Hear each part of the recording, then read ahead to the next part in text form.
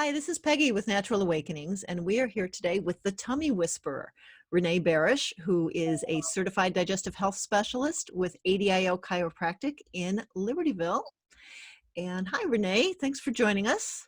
Hi, Peggy. Thanks for having me. So, what are we talking about today? People are at home, they're eating different foods, they're cooking for themselves, they're not cooking for themselves. Yeah, How is this affecting us?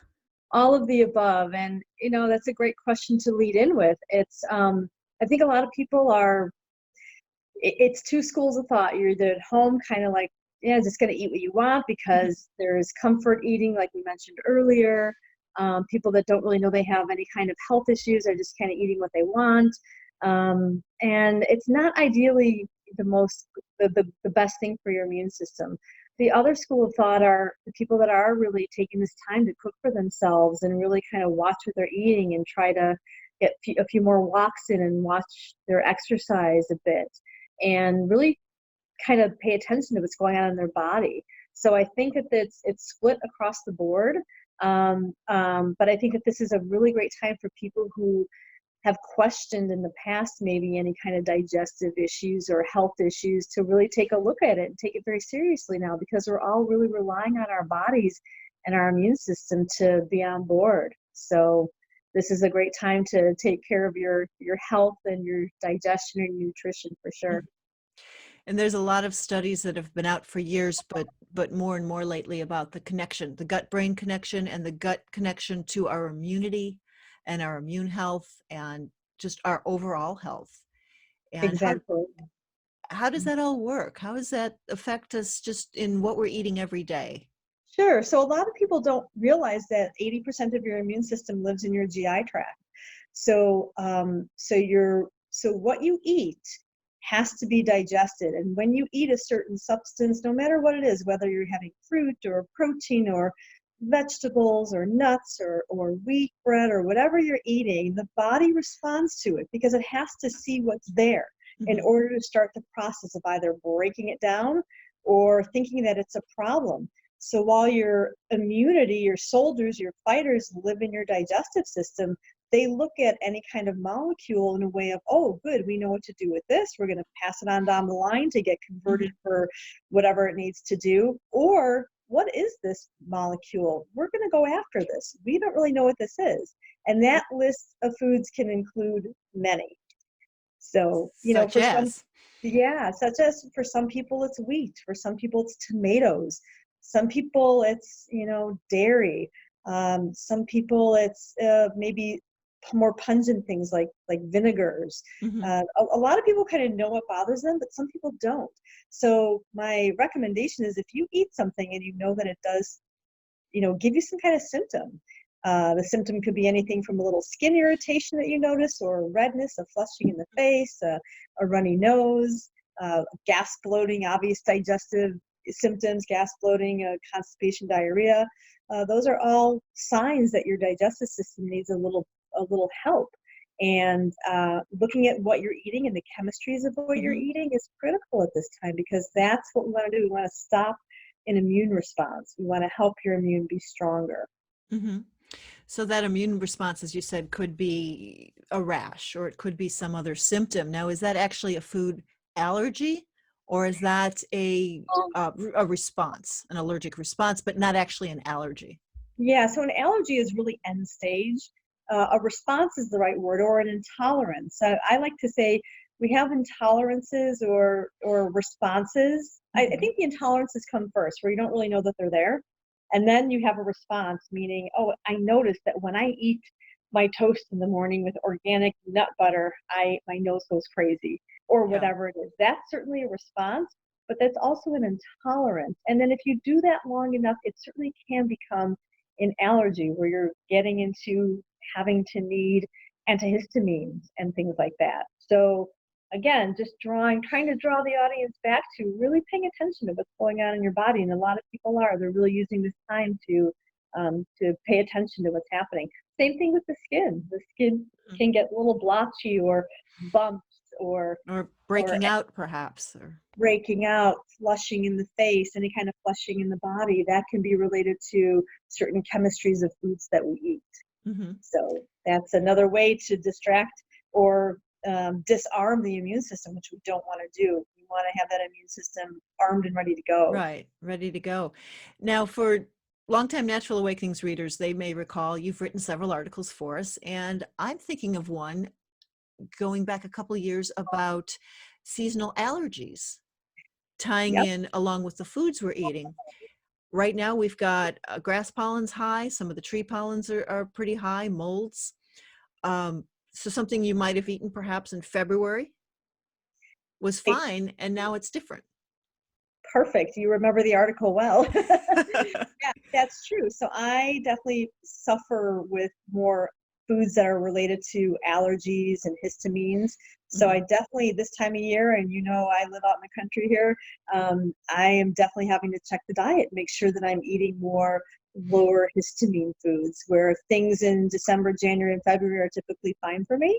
And now's the time I really have to make sure I'm pretty checked with my diet, which is fine because I don't mind doing it. I get some wiggle room in the wintertime where I'm able to have a little bit more, histamine without too much Yeah. of worry. But yeah, the seasons make a difference. So it definitely adds to the load, the toxic load of the body. So we look at that as what are we, what are we enduring as far as the toxic load to the body, the environment, the Mhm. weather, the change of seasons, the water that we're drinking, the air that we're breathing, the emotional stress that we're under, it all plays into how our bodies can either thrive or get hung up and stuck in certain places. So we want to make sure we're giving our bodies the best things that we possibly can, of course, now, and creating those good habits going forward so we can stay healthy and strong.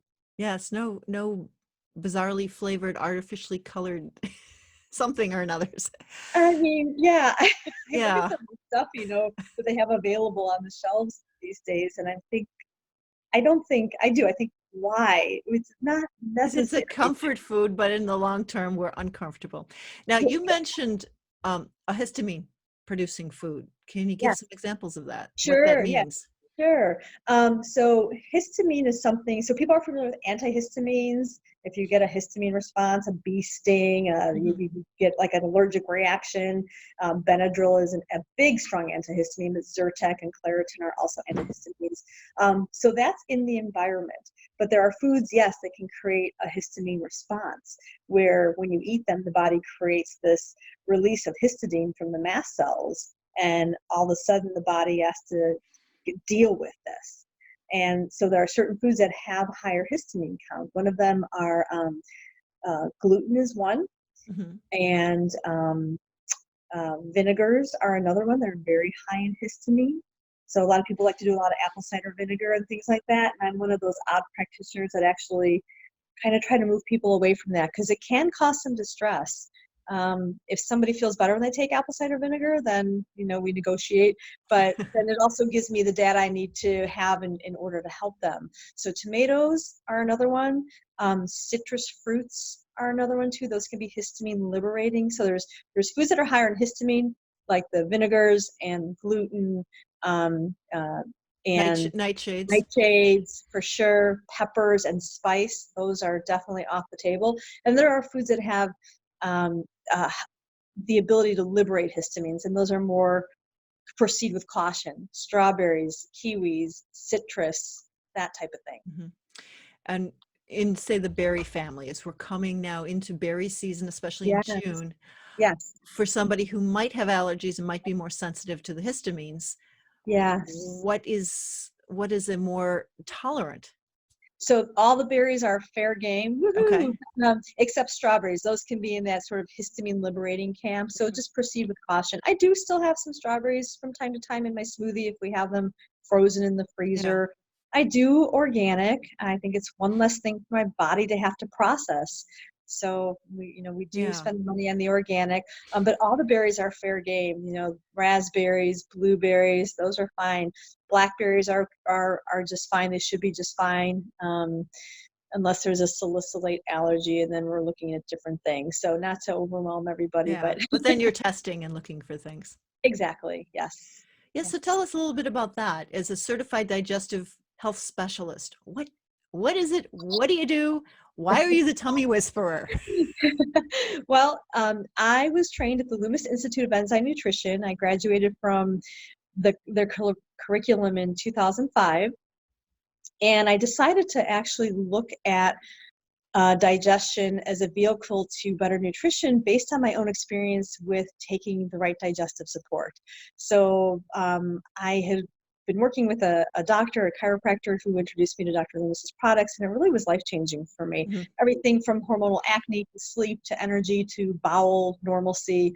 And that's when I got the clue that, wow, this is what real nutrition is.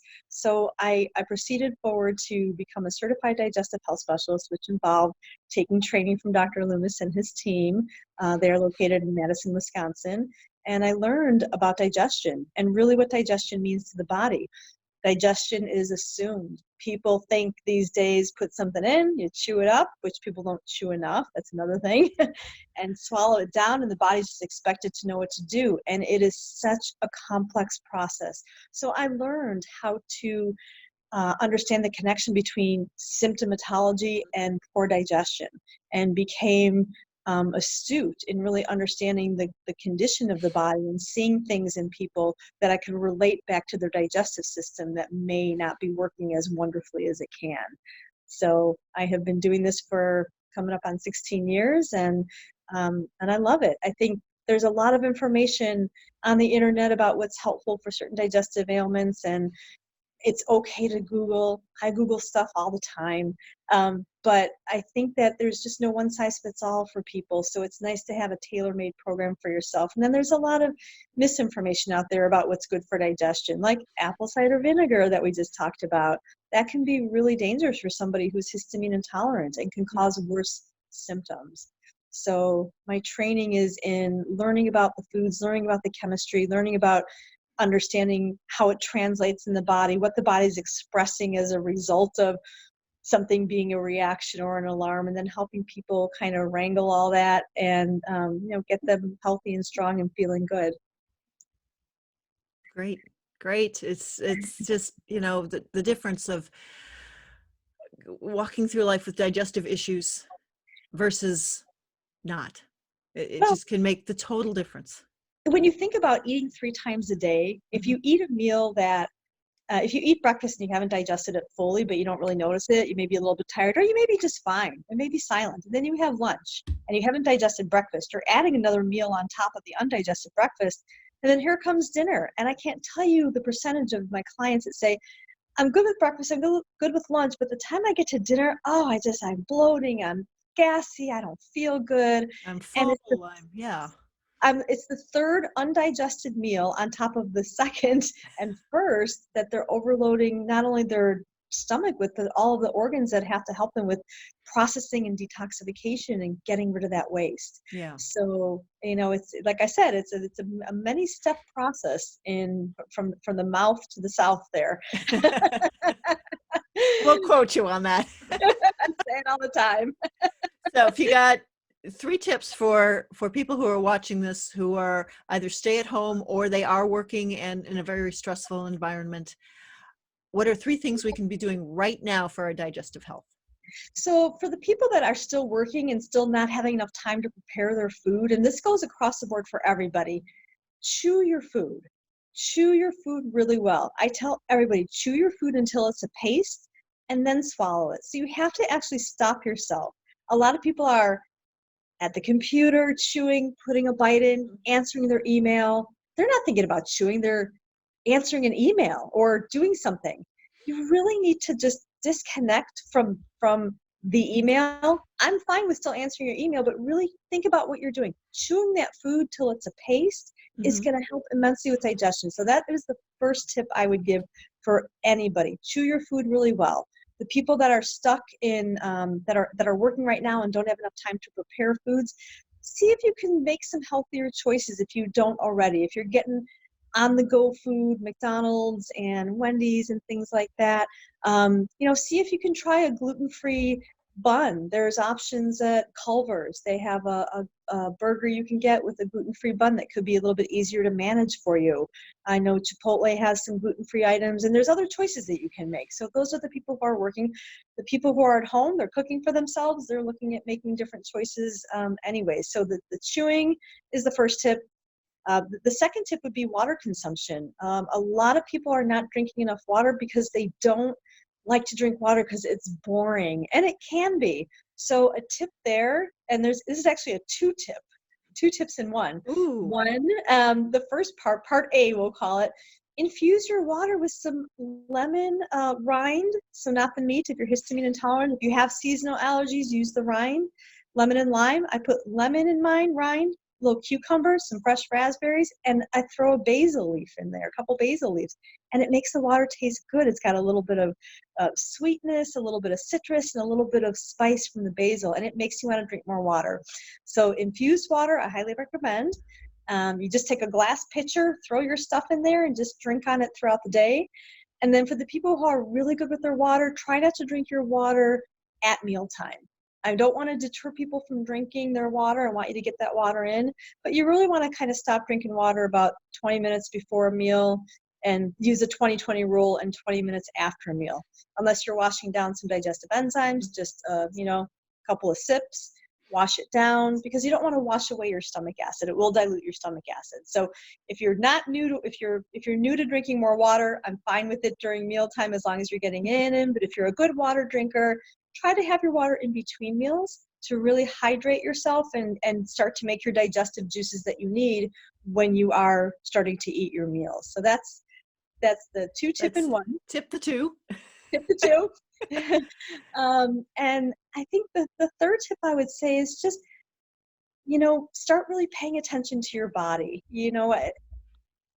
It is a good idea to really pay attention to your symptoms. I think, and myself included when I was younger, you can kind of eat what you want, your body's okay, you don't really feel bad.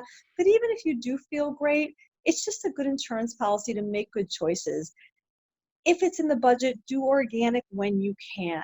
I recommend organic foods because you don't want to eat poison. That's Right. what a pesticide is. It poisons the bug dies, and we don't want to be eating poison. So really, if you can do organic, do it. A lot of people push back on me and say it's so expensive.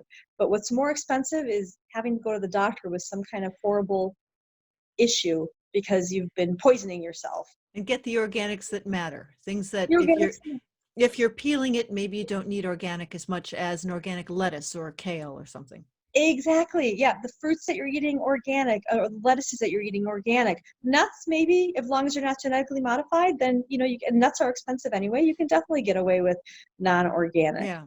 But yeah, exactly. That's a great point. And your meat, if people are not vegetarians and they are meat eaters, try to get something that's not raised with hormones and things like that. We are already hormonally challenged, and it's not just women, men too. Mm-hmm. So eating meat that has less hormones is definitely a good idea. And I think most of your audience already knows this anyway, but I'm hoping that maybe something I said resonated with somebody and they might think about it in a different way. And I'm so grateful that you gave me this time to reach out to everybody. And I'm just wishing everybody, safety and health, and we're going to get through this together, and happy to help in any way I can. So reach out if you have questions. You can find me at Digestive Health Solutions or the Tummy Whisperer, and also at ADIO Chiropractic. And what else, Peggy? What am I missing? I think that's it. TummyWhisperer.com. TheTummyWhisperer.com, Digestive Health Solutions. And I'm on Facebook as well under Digestive Health Solutions. And thank you again for this opportunity. I appreciate it so much. Great. Thank you, Renee. Stay well. You too. Take care. Thanks. Bye-bye.